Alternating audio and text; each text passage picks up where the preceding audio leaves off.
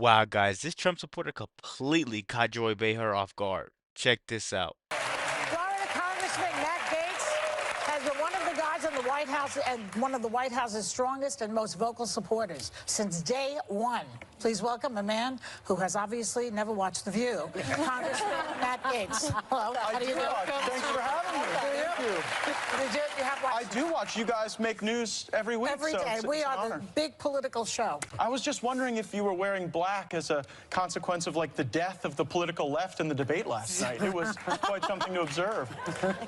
You know, don't count the dead yet, the bodies. Let's give it a little time before we count. Well, Joe Biden, at least. I mean, I was hoping maybe Whoopi's bell could wake up the Biden campaign if you hit it. I thought he was actually, he didn't do any harm to himself last night. What state's he going to win? I mean, this is a man who's, the fundamental premise of the Biden campaign is that he's electable and he can't seem to win elections. So now you have socialist Bernie Sanders against billionaire Michael Bloomberg. Yeah.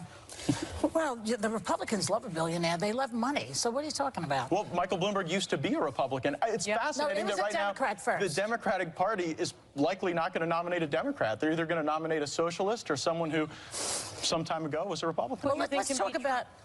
None of them. I don't think any of them are going to beat the president. I think we have a raging economy right now. The American family is seeing revenue pour in as a consequence of higher wages, more productivity, more business investment, more capital coming from overseas into our nation. Donald Trump was a Democrat first. He was. We've all sort of been politically square dancing for a while, and I think that we're in a time of real political realignment in our country. Let's talk about your boss for a second, because yesterday... Well, my boss are the people of Northwest Florida. Yeah, okay.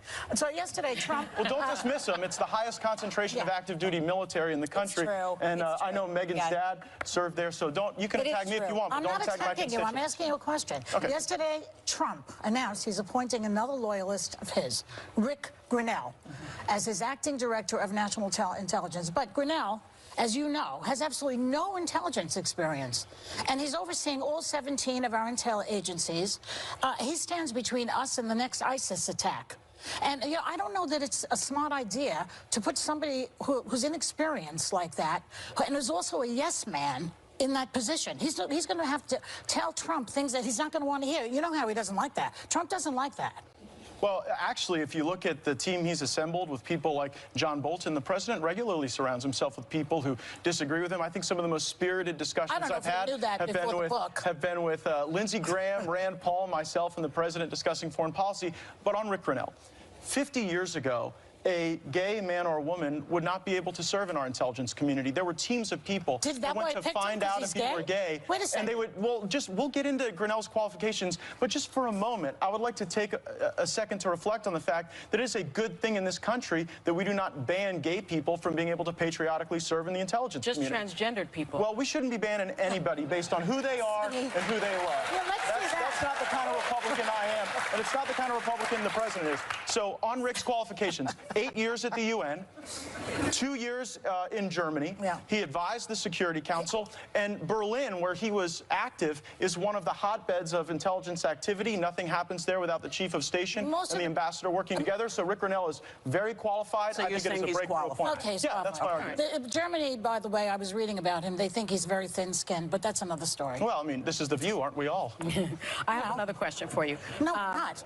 Actually, you know what? And I think yeah, it is just. I think we agree on this. About pardon power. Now, the president has been on a pardon spree, and many think he's about to pardon Roger Stone, his longtime friend and one-time campaign advisor, who's being sentenced, I think, any minute now. They're in a break for crimes of obstructing justice, witness tampering, lying to Congress.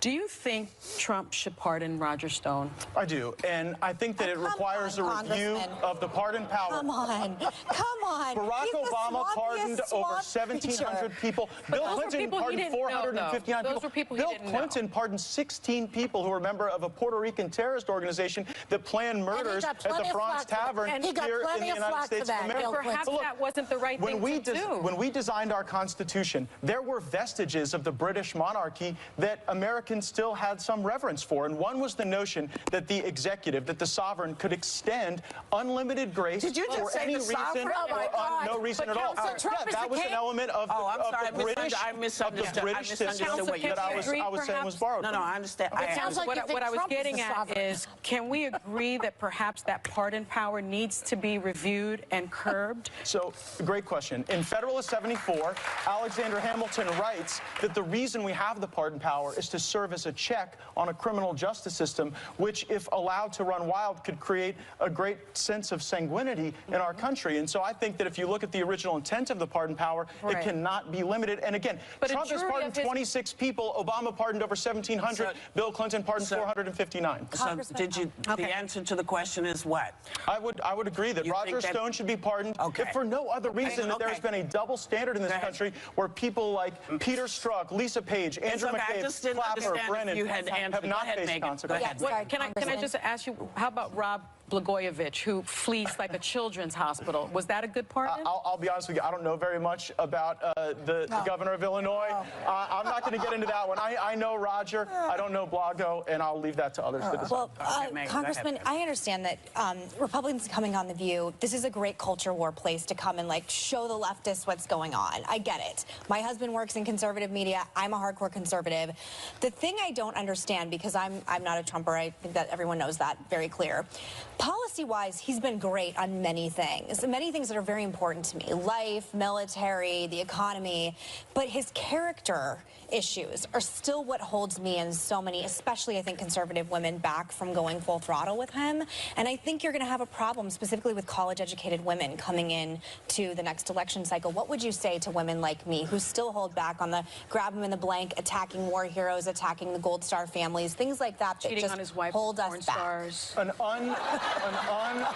look, if cheating on your wife is a disqualification to be president, then y'all probably should have impeached Bill Clinton and supported that.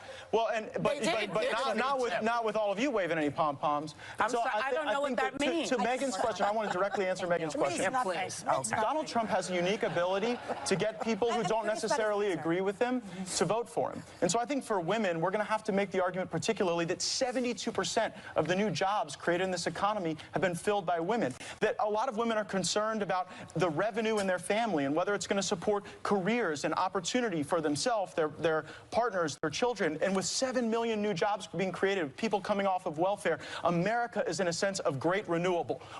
We've got a comeback president running against the throwback left and the Venezuela wing of the Democratic Party taking over with Bernie Sanders. Oh, come on, the Venezuela Go ring. listen to Bernie. Wow, guys, I know you absolutely have to be tired of Joy Behar just completely getting knocked whenever she tries to disrespect her guests on who she thinks should win the election. You can't force your leftist agenda on everybody you meet. This guy happens to know facts, and this guy happens to be willing to defend who he thinks should win. This is something The View cannot stand. That's why The View interrupts and interrupts and interrupts every time they get a chance, because they don't want to let the truth get out there. Most of the time, the audience are clapping for the other person, and they mute it just because they don't want that to get out there. I want to end this video off by saying this. The greatest enemy of knowledge is not ignorance, but is the illusion of knowledge. It's thinking you know something, basically, when you really don't, because there's something bigger than you every time.